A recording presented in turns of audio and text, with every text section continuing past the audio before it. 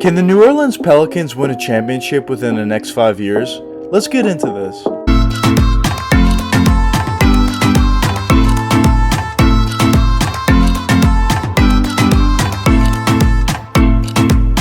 This video is going to be the first of many in my new series that I'm starting on my channel. This series is I'm going to go through every NBA team and discuss whether I personally think that team will be able to win an NBA championship within the next 5 seasons. And in this first episode, we're going to be talking about the New Orleans Pelicans. So of course the New Orleans Pelicans were put in a great position ever since trading Anthony Davis. They were able to get a ton of young pieces in return for Anthony Davis, and the main piece obviously is Brandon Ingram, who in my opinion is going to be a superstar in this league for years to come if he's not already. The Pelicans were also lucky enough to actually get the #1 overall pick in that year's draft as well, and they were able to draft Zion Williamson, who obviously is a superstar as well. The Pelicans in that Anthony Davis trade were also of course able to get guys like Lonzo Ball and Josh Hart and some other players, but I'm not really going to talk about Lonzo Ball specifically in this video that much because I personally do think he's going to be leaving during this offseason, just due to the fact that the Pelicans just don't have enough money to re-sign him, and there's also reports out that they're trying to re-sign or sign, I should say, Kyle Lowry this offseason. So I don't think Lonzo Ball is going to be returning with them, which is kind of unfortunate because I think Lonzo's a great fit for this team. But in this video, I'm mainly going to be talking about Zion Williamson and Brandon Ingram. So of course Anthony Davis is a generational talent, but I think actually the Pelicans got a really good return for him. Being able to get another superstar in return that's a very young player like Brandon Ingram is very rare when you're trading a superstar in the first place like Anthony Davis. But let's quickly talk about the two players that I think are the main guys on this team, which are Zion Williamson and Brandon Ingram. And let's take their games point by point to see what they do well and what they don't do well. So let's first start off with Zion Williamson. So of course, ever since Zion got drafted #1 overall, he was probably one of the most hyped prospects since LeBron James. And so far throughout his NBA career, he's been absolutely amazing. He's had some issues with injuries, and I think that may be a little bit of an issue for him going forward, just based on how big he is and how high he jumps. I think it could be a little bit of an issue on his legs going forward, but at least at the moment, he's playing very well. This previous season, Zion put up a great stat line of 27 points per game, 7 rebounds per game, and 4 assists per game on a very efficient 61% from the field, which is great numbers, especially when you're talking about a guy who's only in his second season. People have to remember that as well. And going forward, obviously, I would expect him to continuously get better as the years go on, because I know for a fact this guy puts on a ton of work every offseason, and I would expect him to really work on that jump shot and maybe work on that three-point shot to get that a little bit better.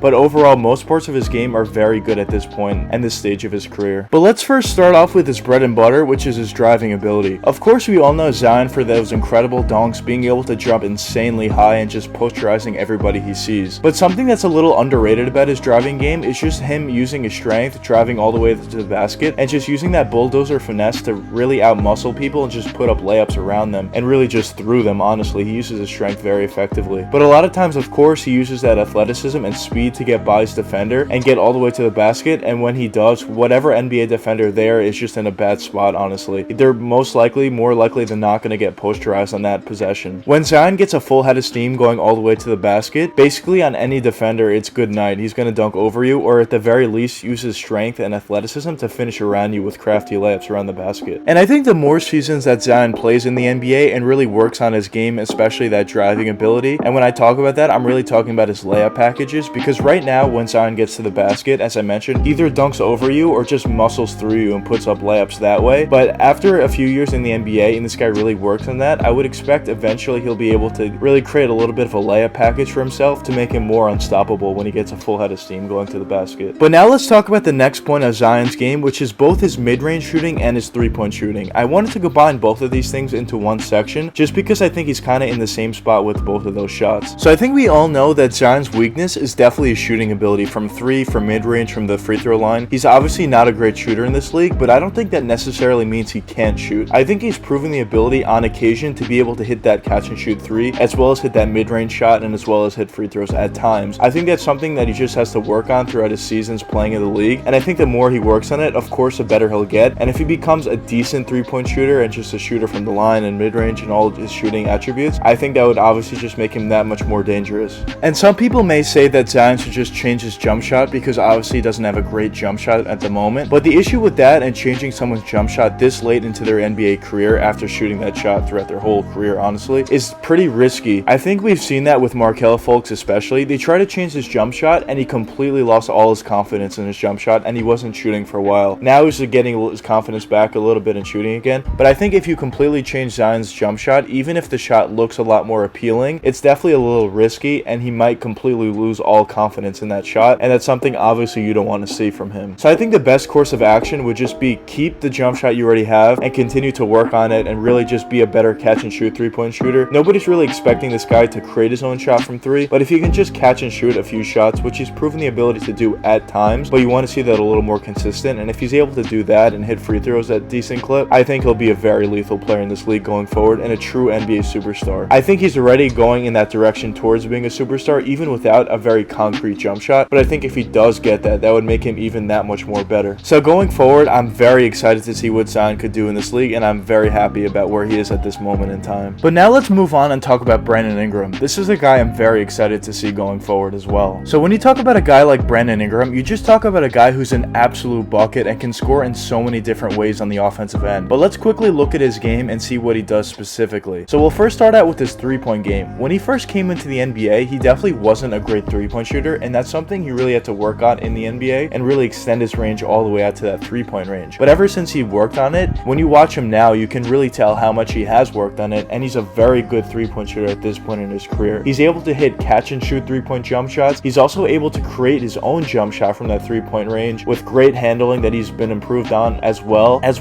those sidestep or step back three-point shots that became so popular in the NBA these days. He's just very good from that three-point range. And also, you also have to realize that this guy is basically 7 feet tall with a great wingspan. So basically nobody's going to be blocking that three-point jump shot. But now let's talk about his mid-range game that's very refined. He actually has a very good pull-up mid-range shot as well, but also you talk about that 7-foot size with that amazing wingspan, nobody's going to be blocking that shot. But he's very effective at that mid-range pull-up, as well as my personal favorite shot, that post turnaround fadeaway. And when you talk about a guy again like Brandon Ingram who's 7 feet tall with that amazing wingspan, absolutely nobody's going to be blocking that shot or even getting a good contest on you. That's why I love that post turnaround fadeaway so much. It's basically impossible to defend. But that's not where it stops for Brandon Ingram on the offensive end. He's also a very good player at driving all the way to the basket. He has a very great touch around the rim, so he can put up that floater shot, which again is basically impossible to stop at that size. But he's also able to dunk over you, or he can finish around you with great athleticism in the air, being able to change positions and change hands when he's in the air, putting up layups around you. He's a great layup package as well. One thing that he's definitely not been able to do in the past, but I think he's making strides to get better at it, is his passing and playmaking ability.